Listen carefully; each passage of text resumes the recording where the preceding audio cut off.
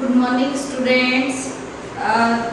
हमने साइंस 2 का लेसन पढ़े हैं, उसको भी कंटिन्यू करेंगे, लेकिन अब हम स्टार्ट करने जा रहे हैं साइंस 1 10th का science 1 lesson number first gravitation. You know gravitation आपने 9th में इसका बेसिक पढ़े, कहाँ पर लॉ ऑफ मोशन में कि मोशन किस प्रकार से होती है, और उसके इक्वेशंस भी पढ़े आपने।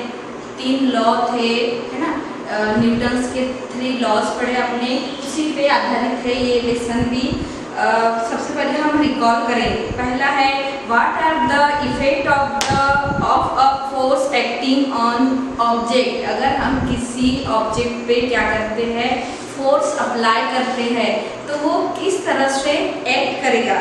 यानी सबसे पहले तो बॉडी में क्या होगा, मोशन होगा, और उसकी स्पीड कैसी होगी, चेंज होगी, और डायरेक्शन भी साथ साथ क्या होगा, डायरेक्शन भी चेंज होगा। Means body motion change, the speed direction भी क्या होगा, चेंज होगा।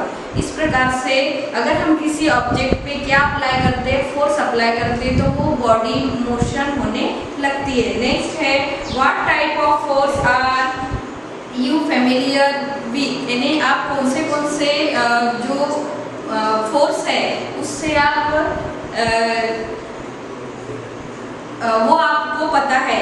सबसे पहला है ग्रेविटेशनल फोर्स, इलेक्ट्रिकल फोर्स, है ना, ये सभी फोर्स आपने देखे हैं, सुने हैं और महसूस भी किए हैं। देन नेक्स्ट है what do you know about the gravitational force. यानी आप ग्रेविटेशनल फोर्स के बारे में क्या जानते हैं। तो जो यूनिवर्सल फोर्स बोला जाता है, ग्रेविटेशनल फोर्स को क्या बोला जाता है, और एक वर्ड है यूनिवर्सल फोर्स, जो अट्रैक्शन करता है, इसलिए उसको यूनिवर्सल फोर्स ऑफ अट्रैक्शन भी बोला जाता है, किसको, ग्रेविटेशन को। नेक्स्ट है टॉपिक हमारा ग्रेविटेशन। ग्रेविटेशन का मीनिंग क्या होता है, attraction. Attraction, gravitation means attraction, यानी किसी दो बॉडी के बीच में जब अट्रैक्शन होता है, एक दूसरे को अपने तरफ खींचता है, उसको हम क्या बोलते हैं, gravitation. As we have learned, the phenomenon of gravitation was discovered by the Sir Isaac Newton। हम सभी को पता है कि हमने नेक्स्ट पढ़ते आ रहे, बचपन में भी हमने जीके में पढ़े थे, 9th में भी हमने इसका डिटेल पढ़े थे कि जो आइजैक न्यूटन है वो क्या करता है, यानी उन्होंने क्या किया, खोज की इसकी ग्रेविटेशन की, कि एक्चुअली ग्रेविटेशन फोर्स क्या है और वो क्यों हुई, इसलिए उन्होंने क्या किया, उसकी खोज की। Then as the story goes, the discover the force by seeing an apple fall from tree on the ground. यानी वो कहाँ पर बैठे थे, एप्पल ट्री के नीचे। ये क्या है, अर्थ है, अर्थ के ऊपर क्या है, एप्पल का ट्री है, उस ट्री के नीचे वो बैठे थे, और जैसे बैठे थे उसमें ऊपर का एक एप्पल क्या हुआ, डाउनवर्ड डायरेक्शन में गिरा। तो वो एप्पल ट्री के नीचे जब बैठे थे तो उन्होंने सोचे कि ये जो एप्पल है ये डाउनवर्ड डायरेक्शन में ही क्यों गिरा, ये अपवर्ड डायरेक्शन में भी जा सकता था, फ्लाइंग हो सकता था, एक्सेट्रा जो भी इन्हें हो सकता था, लेकिन वो डाउनवर्ड डायरेक्शन में ही क्यों गिरा। Then he wondered why all apple fall vertically downward and not at angle to the vertical। यानी वर्टिकल डाउनवर्ड डायरेक्शन में गिरा, वो वर्टिकली कोई एंगल भी क्रिएट करके गिर सकता था, तो डाउनवर्ड डायरेक्शन में ही वो कैसे गिरा, ये उन्होंने क्या किए, सोचे। Then the center of the earth is vertical direction at the position of the apple and thus the people fall vertically downwards। यानी जो भी एप्पल वहाँ से गिरा वो डाउनवर्ड डायरेक्शन में ही क्यों गिरा, या जो भी व्यक्ति बैठता है तो वो डाउनवर्ड डायरेक्शन में ही कैसे बैठा रहता है, या गिरने से डाउनवर्ड डायरेक्शन में ही क्यों गिरता है। ये क्वेश्चन उनके दिमाग में आया। जो फिगर नंबर 1.1 है, ऐसा ही कुछ डायग्राम है आपके बुक में, तो उसका आप देखिए। On the left shows an apple tree on the earth. The force on an apple on the tree is toward the center of the earth, that is along the perpendicular from the position of the apple अर्थ, यानी जो tree है वो जब vertical direction में गिरता है perpendicular, किस पे परपेंडिकुलर, अर्थ पे, है ना, यानी जहां से गिर रहा है उसके परपेंडिकुलर ही वो क्या हो रहा है, गिर रहा है, एक डिस्टेंस वो क्या कर रहा है, एक पोजीशन तैयार कर रहा है अपना। The figure also shows the gravitational force between the earth and moon. The distance in the figure are not according to scale, यानी जो मून है इसमें दिया हुआ है मून और अर्थ, जो मून है वो भी सेंटर की तरफ ही मूविंग, यानी सेंटर की तरफ ही अट्रैक्ट है, जो एप्पल है वो भी सेंटर की तरफ ही अट्रैक्ट है।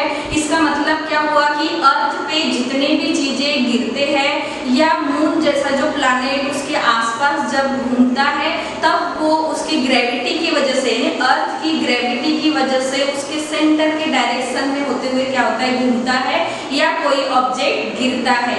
यानी जितने भी ऑब्जेक्ट है अगर वो फॉल हो रहे हैं तो वो अर्थ के सेंटर में क्या होता है, फॉल होता है, अट्रैक्ट होता है सेंटर में। Then Newton thought that if the force of gravitation act an apple on the tree at different height from the surface of the earth, can it also act on object at even greater height much further away from the earth, like for example the moon, यानी moon की तरह सभी centre की तरफ ही क्यों attract हो रहा है, वो कोई भी एंगल में जा सकता था।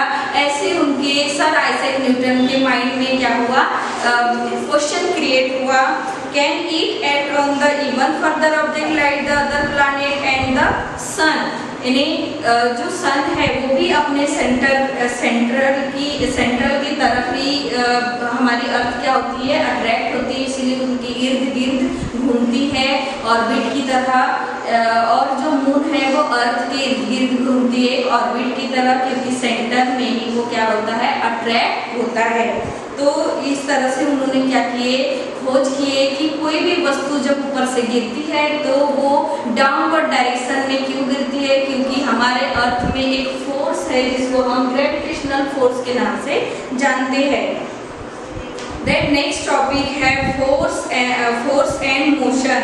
We have seen that a force is necessary to change the speed as well as direction of motion of the object, यानी जब कोई भी फोर्स हम क्या करते हैं, अप्लाई करते हैं किसी ऑब्जेक्ट पे, तो सबसे पहले वो क्या करता है, मोशन करता है, और नेक्स्ट वो उसका क्या चेंज होता है, डायरेक्शन चेंज होता है, स्पीड चेंज होता है।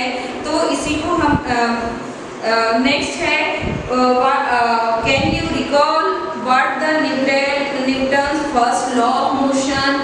हमने 9th में पढ़े थे कि फर्स्ट लॉ क्या है और कैसे ऑब्जेक्ट पे उसके मोशन की, वेलोसिटी की, डिस्प्लेसमेंट का क्या होता है, उसमें क्या चेंजेस होता है। तो हम थोड़ा सा इंट्रो पढ़ लेंगे आइजैक न्यूटन के बारे में, सर आइजैक न्यूटन के बारे में। Great scientist sir Isaac Newton, उनका जन्म कब हुआ था, 1642 में, और उनकी मृत्यु हुई थी 1727 में। was one of the greatest scientists of recent time. He was born in England.